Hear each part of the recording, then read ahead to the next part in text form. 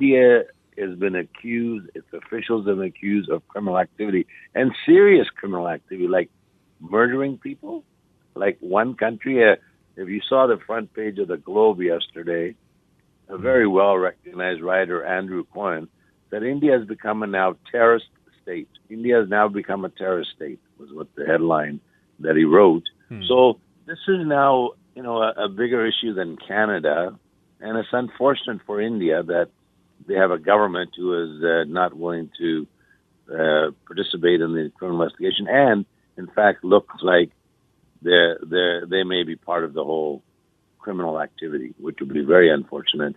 And the whole world is watching very closely now. And in India's talk of being a democracy will be totally destroyed, and a country that goes by the rule of law will be totally destroyed. And I think their credibility will drop substantially, which will be unfortunate. India has totally refused any cooperation whatsoever. And if you look at their communication, they keep changing it. First they said there's no evidence. Then they say, well, it's not credible evidence, which means it's credible is very subjective.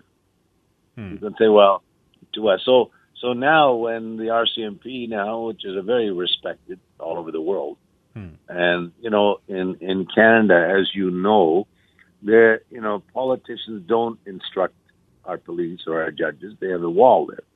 They're independent of politicians. So they've come out and they've said that they've got evidence that government officials. So then they said, well, your ambassador, we like to speak to them. So, and some of your staff, we'd like to speak to them. Can you offer them and give them, remove their diplomatic immunity? Indian government refused to say you will not allow to question some of the government officials, so therefore we had to kick them out.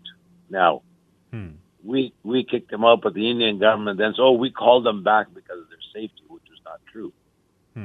So every time the Indian government, really now, it's just not Canada. It's no longer just Canada. What should Canada be doing now, going forward? Because I think there's a number of things we can do. I think they should be looking at sanctions, number one, against India. Number two, I think citizens who are outraged by this, and there are many who are outraged, they should be boycotting until we get this resolved or until Modi's government deals with it.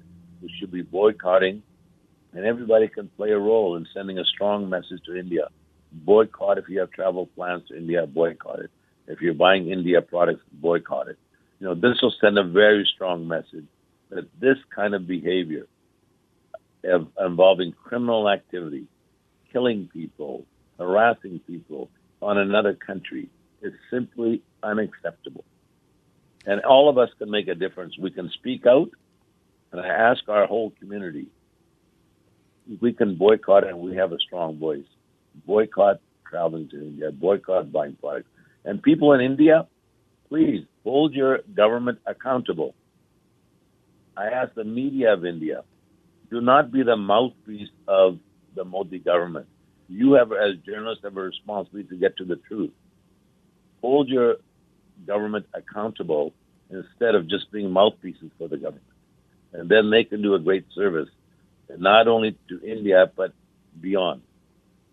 And I make that appeal to them. Dhaliwal sir, that's a very strong thing to say, though. Don't you think that would further escalate things if there are sanctions by Canada on India and by the rest of the world? That would really make things worse, don't you think? Well, I was there when the apartheid discussion took place in South Africa. And this debate took place about sanctions. And many said, well, that would make things worse in South Africa, particularly for the people of South Africa.